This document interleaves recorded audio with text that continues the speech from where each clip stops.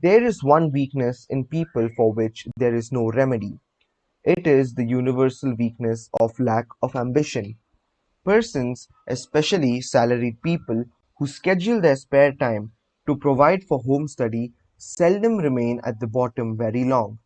Their action opens the way for the upward climb, removes many obstacles from their path, and gains the friendly interest of those who have the power to put them in the way of opportunity. The home study method of training is especially suited to the needs of employed people who find after leaving school that they must acquire additional specialized knowledge, but cannot spare the time to go back to school.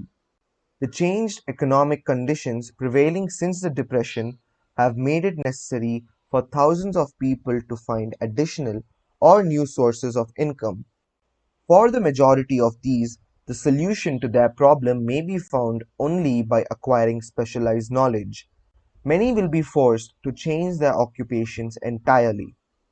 When a merchant finds that a certain line of merchandise is not selling, he usually supplants it with another that is in demand. The person whose business is that of marketing personal services must also be an efficient merchant. If his services do not bring adequate returns in one occupation, he must change to another where broader opportunities are available. Stuart Austin Weir prepared himself as a construction engineer and followed this line of work until the Depression limited his market to where it did not give him the income he required. He took inventory of himself, decided to change his profession to law, went back to school and took special courses by which he prepared himself as a corporation lawyer. Despite the fact that depression had not ended, he completed his training, passed the bar examination, and quickly built a lucrative law practice in Dallas, Texas. In fact, he is turning away clients just to keep the record straight and to anticipate the alibis of those who will say, I couldn't go to school because I have a family to support, or I'm too old. I will add the information that Mr. Weir was past 40 and married when he went back to school. Moreover, by carefully selecting highly specialized courses in colleges best prepared to teach the subjects chosen, Mr. Weir completed in 2 years the work for which the majority of law students require 4 years. It pays to know how to purchase knowledge. The person who stops studying merely because he has finished school is forever hopelessly doomed to mediocrity, no matter what may be his calling. The way of success is the way of continuous pursuit of knowledge. Let us consider a specific instance. During the Depression, a salesman in a grocery store found himself without a position. Having had some bookkeeping experience, he took a special course in accounting, familiarized himself with all the latest bookkeeping and office equipment, and went into business for himself. Starting with the grocer for whom he had formerly worked, he made contracts with more than 100 small merchants to keep their books at a very nominal monthly fee. His idea was so practical that he soon found it necessary to set up a portable office in a light delivery truck, which he equipped with modern bookkeeping machinery. He now has a fleet of these bookkeeping offices on wheels and employs a large staff of assistants, thus providing small merchants with accounting service equal to the best that money can buy at very nominal cost. Specialized knowledge plus imagination were the ingredients that went into this unique and successful business. Last year, the owner of that business paid an income tax of almost 10 times as much as was paid by the merchant for whom he worked when the Depression forced upon him a temporary adversity which proved to be a blessing in disguise. The beginning of this successful business was an idea. Inasmuch as I had the privilege of supplying the unemployed salesman with that idea, I now assume the further privilege of suggesting another idea which has within it the possibility of even greater income. Also, the possibility of rendering useful service to thousands of people who badly need that service. The idea was suggested by the salesman who gave up selling and went into the business of keeping books on a wholesale basis. When the plan was suggested as a solution of his unemployment problem, he quickly exclaimed, "I like the idea, but I would not know how to turn it into cash."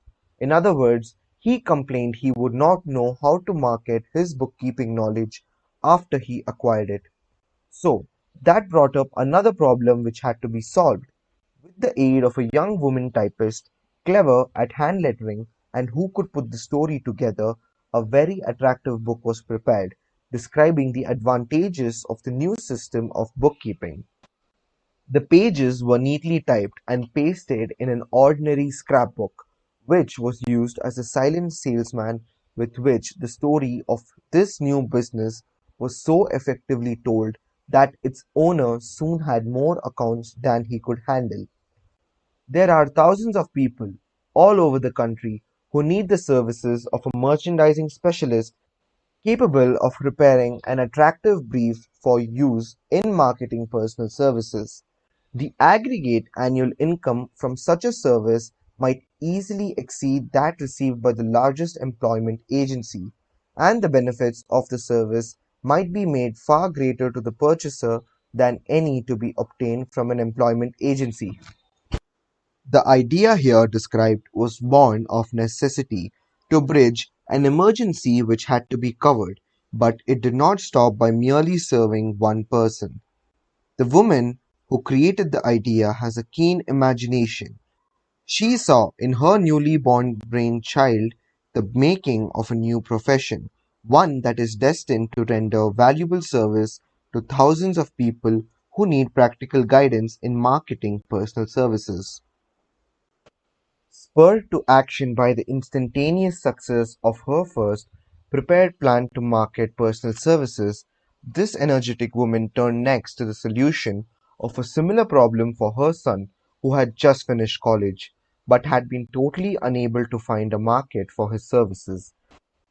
The plan she originated for his use was the finest specimen of merchandising of personal services I have ever seen.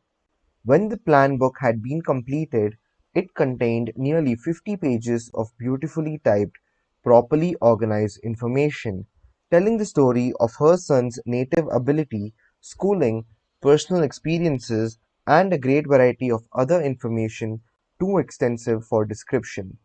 The plan book also contained a complete description of the position her son desired, together with a marvelous word picture of the exact plan he would use in filling the position.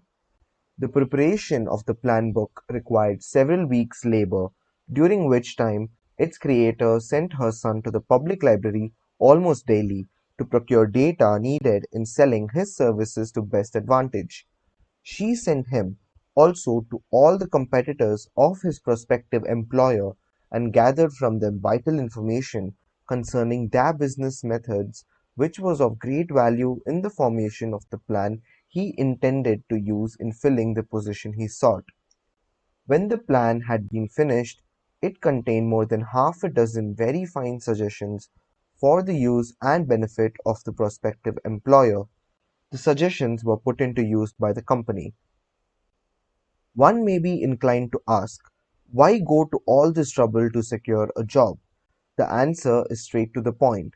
Also, it is dramatic, because it deals with a subject which assumes the proportion of a tragedy with millions of men and women whose sole source of income is personal services. The answer is, doing a thing well never is trouble. The plan prepared by this woman for the benefit of her son helped him get the job for which he applied at the first interview at a salary fixed by himself. Moreover, and this, too, is important, the position did not require the young man to start at the bottom. He began as a junior executive at an executive's salary. Why go to all this trouble, do you ask? Well, for one thing, the planned presentation of this young man's application for a position clipped off no less than 10 years of time he would have required to get to where he began, had he started at the bottom and worked his way up. This idea of starting at the bottom and working one's way up may appear to be sound, but the major objection to it is this: too many of those who begin at the bottom never manage to lift their heads high enough to be seen by opportunity, so they remain at the bottom. It should be remembered, also, that the outlook from the bottom is not so very bright or encouraging. It has a tendency to kill off ambition. We call it getting into a rut, which means that we accept our fate because we form the habit of daily routine, a habit that finally becomes so strong we cease to try to throw it off. And that is another reason why it pays to start one or two steps above the bottom. By so doing, one forms the habit of looking around, of observing how others get ahead, of seeing opportunity, and of embracing it without hesitation. Dan Halpin is a splendid example of what I mean. During his college days, he was manager of the famous 1930 National Championship Notre Dame football team, when it was under the direction of the late Knute Rockne. Perhaps he was inspired by the great football coach to aim high and not mistake temporary defeat for failure, just as Andrew Carnegie, the great industrial leader, inspired his young business lieutenants to set high goals for themselves. At any rate, young Halpin finished college at a mighty unfavorable time, when the Depression had made jobs scarce. So, after a fling at investment banking and motion pictures, he took the first opening with a potential future he could find, selling electrical hearing aids on a commission basis. Anyone could start in that sort of job, and Halpin knew it, but it was enough to open the door of opportunity to him. For almost 2 years he continued in a job not to his liking, and he would never have risen above that job if he had not done something about his dissatisfaction. He aimed first at the job of assistant sales manager of his company and got that job. That one step upward placed him high enough above the crowd to enable him to see still greater opportunity. Also, it placed him where opportunity could see him.